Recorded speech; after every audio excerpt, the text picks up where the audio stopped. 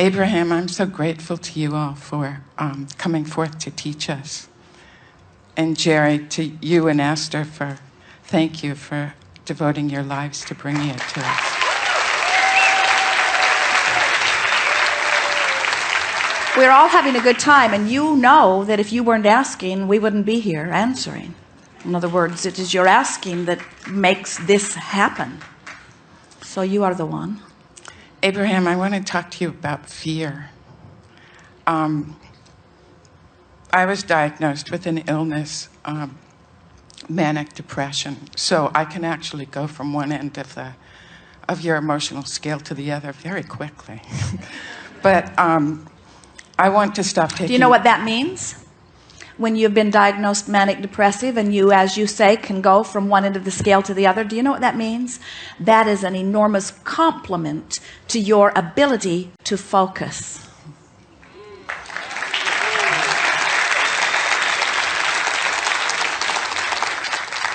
It also speaks to the power of the wanting that you were born with and your early discovering on it because of the contrasting life that you lived. Because when you have powerful only when there is powerful focused wanting do you have that diagnosis ever. So that's 2 compliments. Abraham, I want to stop taking medicine. And well, we think that's a fine idea eventually, but we will interrupt you only briefly and then we will let you speak. We would continue the medicine in the action part of the journey for now. In other words, we would say, I've got this silly label and I take this helpful medicine. That's my action journey. And I can be irritated about it or I can be happy about it. I can feel appreciation for the balance that it provides, or I can feel irritation for the numbing effect that it has. But in other words, you have a choice about how you feel about it. But you're beginning to get the sense, as we're talking to a lot of different people about these concurrent journeys, that we never recommend abruptly changing your action. Instead, we encourage maintaining your action for a sense of stability while you work on changing the way you feel about it. And once you've lined up vibrationally, then the action is easy to change. But you must tend to the vibration first. Don't tend to the action first. I have 2 things about that. The first is, I'm not sure I really want stability. I'm not sure that that's my goal. Stability looks kind of boring to me. Well, it is boring, but you can go from stability to ecstasy easier than you can go from agony to ecstasy. You really can. In other words, from that stable place, you have a much higher probability of achieving the better feeling emotions on the emotional scale than from a place of instability. So we would go for stability and see it as a stopping off point. You hear us, we don't encourage peacefulness. We're not encouraging peacefulness, we're encouraging passion. But we would certainly rather see you be peaceful than fearful, because peaceful is on the way to the passion that you seek. Wanting to stop taking any kind of medicine makes me, whenever I say I don't need it, and then it's bedtime and I look at the bottle and I take it because well, but hear what you're doing though. You're taking the action before you've found the alignment. You see. But it seems as if it's a triumph of fear over faith every time I take a pill. Because I don't want to take it, and I think that I can be well without it, or even not believe in the diagnosis. And then I say, oh, I don't need that. And then I think, ooh, the ultimate separation is being in a lockup psych ward. All right, so that thought is a real thought, and it doesn't just come out of nowhere. It's a vibrational match to something that you're feeling. And that's a very fearful thought. And so what we're suggesting is, as you have that thought and you talk here's the thing that we really want you to hear. Now just stay with us, because this is the answer that you're looking for, and it's a method that will serve you really well. This is the way we would play it if we were standing in your physical shoes. So we'd come to that place where we're getting ready to go to bed and it's time to take the pill. And we don't want to take the pill because we'd like to be strong without it.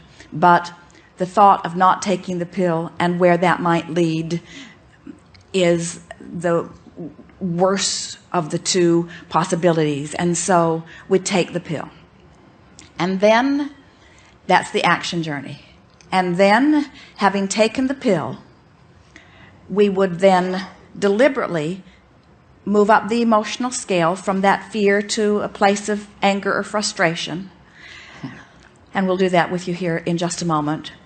And then the next night, we'd do the same thing. The next night, we'd come to that place and we'd take the pill again, because that's the action journey that we've decided we're going to stabilize.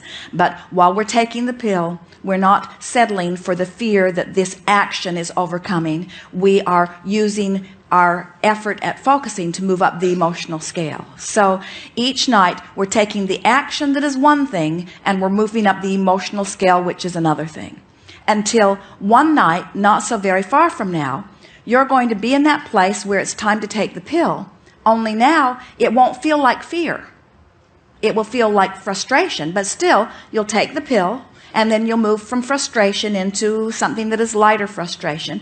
And then the next night you'll be at that same place and you'll take the pill, and then you will move up the emotional scale again, until not so very many nights will pass before you will actually realize that you're no longer feeling fear. So now you're taking the pill because you said you would, or because you are appreciating the benefit that it's giving you, but you're not using this action to try to quell the fear, because the fear has been quelled by your deliberate attempt at moving up the emotional scale. And now you have two real things going. Now you're in vibrational balance. You're no longer afraid. And now the idea of not taking the pill doesn't put you into this dramatic tailspin, because you've dealt with that aside from that. It was a separate issue. You see what we're getting at? And so now you might say, well, I think that I can start diminishing my involvement with this pill.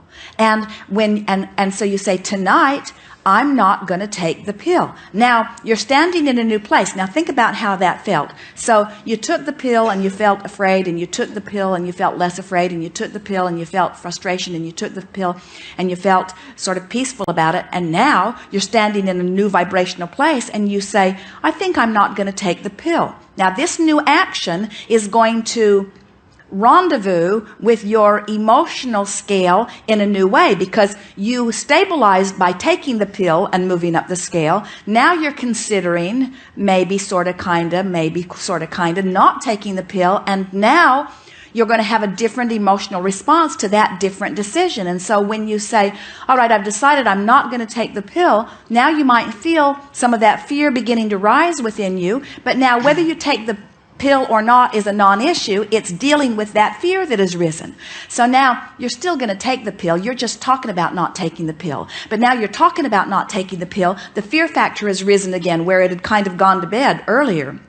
And now you're talking yourself up the emotional scale, and you bring yourself to a place of feeling sort of peaceful about the idea of no longer taking the pill. And then one night, a week or two or three later, as you've been continuing this progression, you say, all right, now I've really decided that every other night I'm not going to take the pill. And it won't be tonight, but it will be tomorrow night. And just about the idea of not taking the pill tomorrow night makes you feel a little fearful, but you talk yourself out of it. And now tomorrow night comes and you say, well, this is the night I've decided that I'm going to skip taking the pill. And the fear comes up, but now you notice that the fear is not nearly as great as it once was. It's manageable. Well, you might work for that 5 or 10 minutes that you're sitting at the end of your bed trying to decide whether you're going to take the pill. You might work yourself trying to feel better, and you might not be able to make yourself feel better. Then take the pill. and then say, tomorrow night may be the first night that I use as the night that I skip. And then tomorrow night you say, tonight I'm not going to take the pill. And when you move so easily from that fluttering fear into that place of feeling sort of secure about it, you say, I actually think I feel good enough not to do it. So you don't take the pill. You lay in your bed. You haven't taken the pill. You still could take the pill, but you would rather deal with it vibrationally rather than getting up. So you say, well, if I can't settle down and really be at one with this before I go to sleep, I'll get up and take the pill. It's right there, no big thing. But if I can drift off to sleep in a sort of feeling of peacefulness, well, then I'll do that. And darned if you don't do that. And now you have a whole new vantage point. Now that fear, so the next day you get up, you don't feel so different than usual. In other words, you don't feel any instability. If you do feel some instability coming, you're dealing with it not with the pill, you're dealing with it by coming up the emotional scale. You see, you keep wanting the freedom from the pill, but what you're really wanting is the freedom from the negative emotion that you can only quell with the pill. You see what we're getting at? So we would not give up our lifeboat until we were sure we could swim. And we would not give up our lifeboat until we were sure that we could swim as far as we need to swim. In other words, there's no reason to test yourself. It's all for your perfect comfort. When Jerry and Esther snorkel, Esther always wears a wet belt. She likes Jerry to wear one too. It's fun to watch him try to dive. But it's just a more comfortable experience. In other words, they're not showing off. It's just a more comfortable experience. And so when you think of it in those terms, then before long, you're doing everything for your personal comfort. And the pill in time is not a demon that is pointing out your inadequacies. It's a friend that you're sort of using as a temporary lifeboat that you're not always going to need because you're getting close to shore. You're learning how to swim, you see. You really have to separate the reality of what is and call it the action journey, taking the pill or not taking the pill. And then how I feel about it is a whole other thing. And when you've dealt with how you feel about it, then whether you take it or not becomes irrelevant in time. So just practice it and be easy about it, and don't try to do it all at once. And take the pill or don't take the pill. Don't worry about the pill, but for now, take the pill. And when you don't feel like taking the pill, don't take the pill. And then if you feel like taking the pill, take the pill. But don't let the pill be some badge that you wear that says, this is the pill of inadequacy, or this is the pill of weakness, or this is a pill that I shouldn't need to be taking, and if I don't take it I turn into an uncontrollable monster. None of that is true, you see. This is a helpful pill that for now you are really appreciating more than not appreciating it. And in time it will seem like a helpful pill but not a necessary pill. And then in time it will seem like a pill that you once benefited from. And then in time it will seem like a pill that is a non-issue. And in time we won't be having this conversation at all. In time you won't even remember this part of your life, even though it has been a while, you say. Good. Thank you, Abraham. Yes, indeed.